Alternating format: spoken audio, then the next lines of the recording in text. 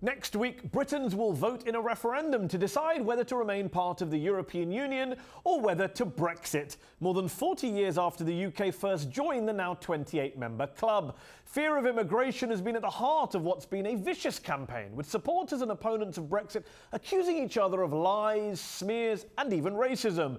Joining me to debate the issue are Daniel Hannan, a Conservative Party member of the European Parliament and author of the book Why Vote Leave, and Denis MacShane, former Labour member of the UK Parliament who served as Europe Minister under Tony Blair and is author of Let's Stay Together, Why Yes to Europe. Gentlemen, thank you both for joining me in the arena. Daniel Hannan, let me begin with you. Is the Leave campaign guilty of racism? That's what one MP on your side, the Leave side, suggested last week. He said the debate has been hijacked by people to do with immigration and racism. And Nigel Farage, leader of the UK Independence Party, one of the most prominent supporters of Brexit, was accused by the Archbishop of Canterbury of legitimising racism. Do you know, I would say the opposite. I want us to be a global country. We're linked by habit and history, by language and law to every continent and archipelago. We want democratic control of our immigration policy, but that means we want a global immigration policy, one which is no longer limited to people who hold EU passports and who, by the way, are overwhelmingly from one ethnic group. I have constituents, I think every MP or MEP from any party will tell you the same thing. I have many constituents from British Commonwealth backgrounds who are now struggling, to bring family members over for weddings, not to settle, but just to visit here, because there's been such a severe crackdown on the non-EU portion of our visas and migration system in order to free up unlimited space for 500 million Europeans who may have no connection with the UK. Now, I think that's unfair. I think that's unfair to the families of very often men who came and volunteered and defended us on the two occasions in the last 100 years when we were most desperately in need. But I also think it's economically senseless that we are turning away the qualified computer programmer from Bangalore in order to admit unskilled workers from Eastern Europe who happen to hold EU passports. Those are all fair points, but your side has been hyping the threat from non-EU migrants who might become EU migrants, specifically Muslim migrants from Turkey. There was a campaign poster showing dirty footprints entering an enlarged British passport with the caption, "Turkey, population 76 million, is joining the EU." That's not only not true, that's pretty offensive. I don't think it's at all racist or improper to say that there is a necessary limit to the amount of net inward migration that any country can accept. And given that you have a limited number of places, I don't think it's unreasonable to say that they should go on the basis of a point system, either to people who are connected to the country or speak our language or are bringing skills that we want, rather than allowing people to jump to the front of the queue simply because they hold EU passports. Denis MacShane, do you think it's fair for the Leave side to constantly point to Turkey possibly joining the EU and the migration that will bring into the EU and into the UK? It's exactly 71 years this summer since immigrants called Polish and Czech fighter pilots threw themselves into the sky to defend our nation from the Nazi attacks. Nobody asked them if they had enough points to sacrifice their lives. And I find it offensive now that anybody should say to a Frenchman, an Irishman, a Pole, that if he's got a job or work in Britain, he isn't welcome. And yes, I had a leaflet through my door saying Turkey will be joining the EU. That is 100%, 1,000% lie. It makes Donald Trump look like a purveyor of truth. And on the same map, it showed Syria and Iraq, implying that they would be joining the EU. Now, that in the 1930s was called the bigger the lie, the bigger the impact. As Daniel knows full well, the majority of immigrants in the UK are actually from outside the EU. And I think it's horrifying to see, not Daniel himself, but so many invoking this ghastly xenophobic image of hordes of foreigners coming into Britain. It's not worthy of our democracy. The only bit of actual racism that I've seen in a paper or pamphlet from either side was a pamphlet from the Remain campaign, which said, as one of the reasons for voting to remain, said, we have kept non-EU families out of Britain. That was the exact phrase, non-EU families. Now, if you're looking for dog whistles, that's surely the clearest one of all. Vote Remain to whiten up our immigration policy rather than having more family reunification.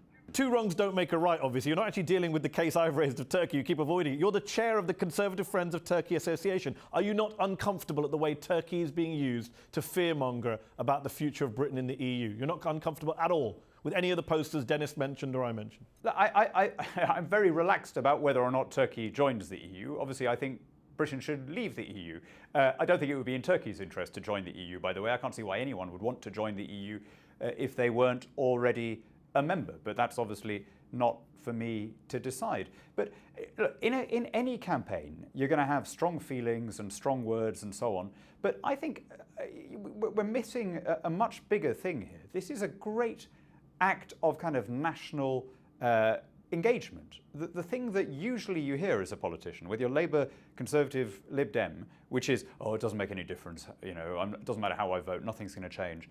No one is saying that this time. People are really plugged in. There's a really vibrant argument. Yes, some things may be being said that are hot-headed, of course, because we're dealing with the entire country being engaged. But by and large, people are focusing on the big constitutional and democratic questions. That is very true. And let me put that point to Denis MacShane. Denis, the fact is that leaving the EU would make one major difference on this specific issue of immigration, and that is right now, anyone who lives in France, Germany, Spain, Poland can get up tomorrow morning and move to the UK, look for a job in the UK. You may think that's a good thing. Many people may think that's a good thing. But the fact is, a lot of people don't like that. And you would be able to stop that once you pull out of the EU. You can't stop it while you're in the EU. You have to accept that, don't you, Denis? Of course I do, because I want my children to have the same right that Daniel and I have had for our adult lifetimes to travel, to work, to reside, to live anywhere on the continent of Europe. We have Irish people here, we have hundreds of thousands of French people, we have Poles, we have Spaniards, we have Italians. This is the richness of our nation. It's why we're one of the fastest growing economies in Europe. Is there an upper limit to the number of EU migrants you would accept in the UK, where you would say, actually, that's too many, I would favour some kind of restriction or cap? I can remember in the 1980s when Europeans didn't come to work in Britain and we had to send British workers to work in Germany. It was called the Auf Wiedersehen pet generation. They even made a funny TV movie about it because there was mass unemployment here. I take that point, but with respect, you didn't answer the question. Is there an upper limit? Is there too many people that you would... Is there a number of people you say was too many? Here is my answer. We have one of the smallest in terms of population living on the land countries in Europe.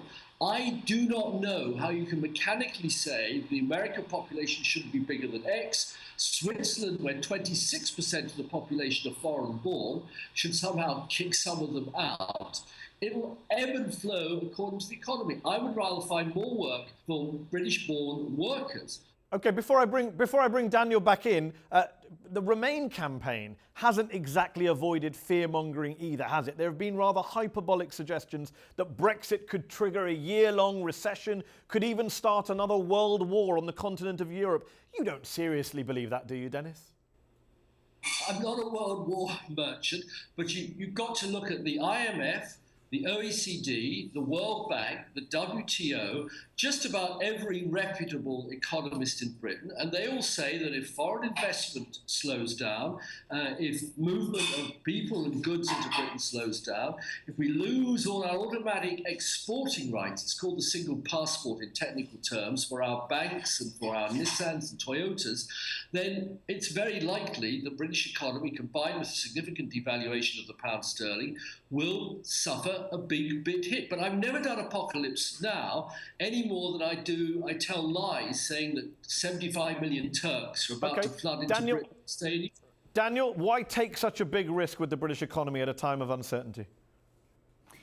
Well, look, international bureaucrats like international bureaucracies. And most of the people that Denis was just citing also said we should go into the euro. And they used exactly the same arguments that they're using now.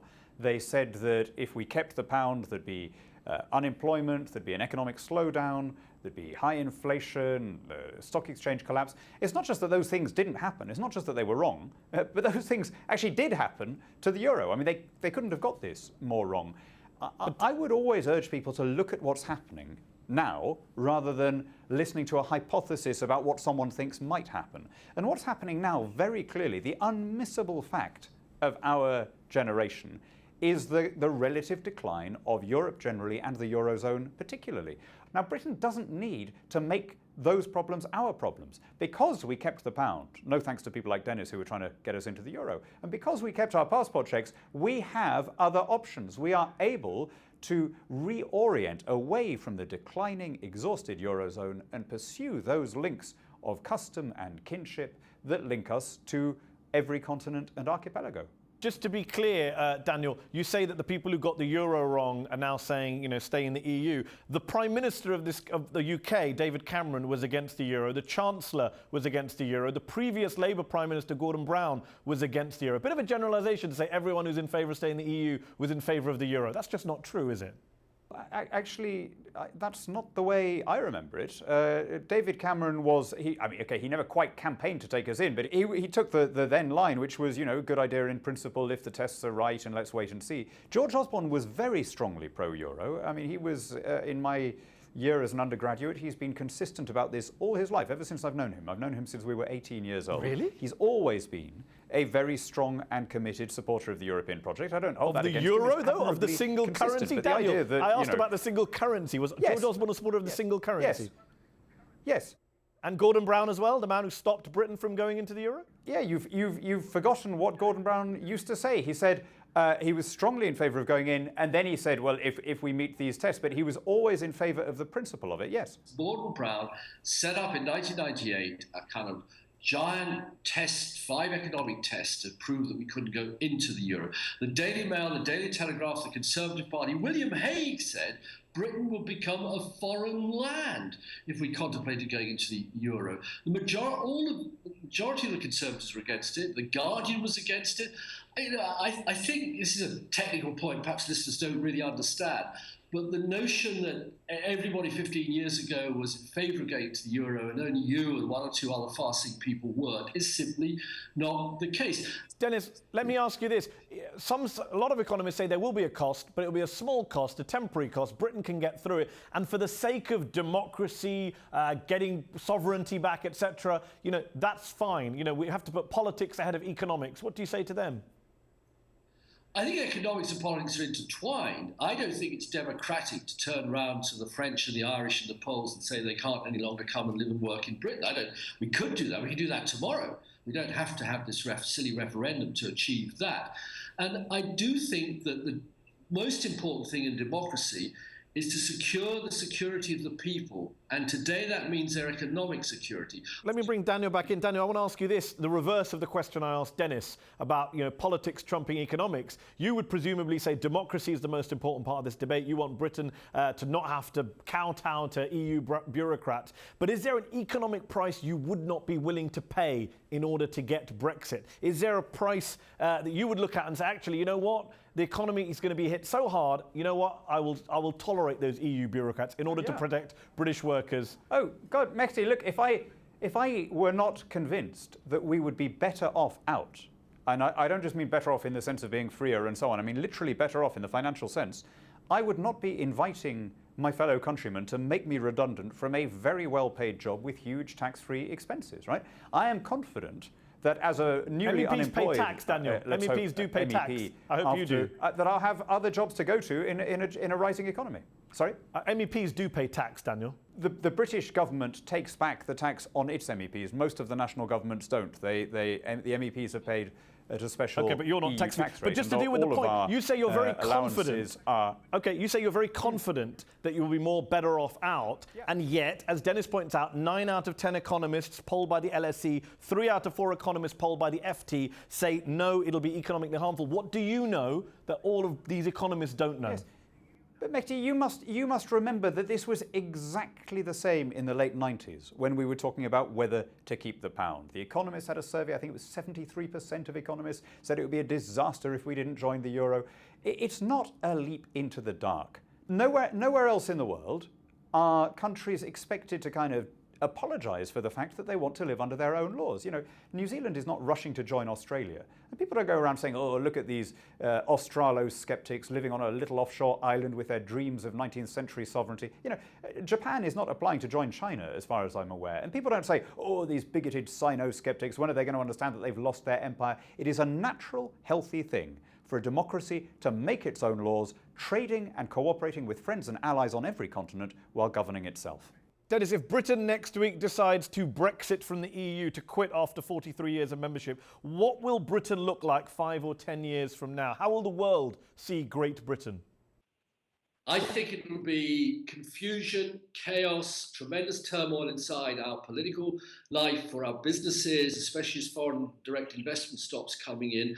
I think it'll be very, very difficult to manage. Much depends on the size of the majority on either side, let's be clear. But I cannot believe we're going to turn our backs on 500 years of commercial intertwining with Europe, being in Europe, negotiating with Europe, sharing ideas and powers, and that we always should be a rule maker, not, as Danny wants, a rule taker on the margins of Europe. We're certainly not going to turn our backs on Europe. Whatever happens, we're going to remain interested and involved with the affairs of every continent, including Europe. We are a global country. What we're talking about is taking back our democracy. We're certainly not talking about breaking our links with friendly democracies and allies around the world. And a yes-no question to end with. Will Brexit, if it happens next week, will it lead to the end of the EU, the unravelling of the rest of the EU? Daniel? I think some of the other peripheral countries will reconsider their positions. I think the core federalist countries will push ahead with the complete federal union that they've always wanted. Dennis? I agree with Daniel, not about federal union. The nation states in Europe are supreme. But yes, I think there'll be a spur to integration, but it depends on national leadership. We've got very weak national leaders in Europe right across the board at the moment. But the disintegration, the balkanization of Europe, which may ensue, is something that fills me, in thinking of my 4 children in their 20s, with absolute horror.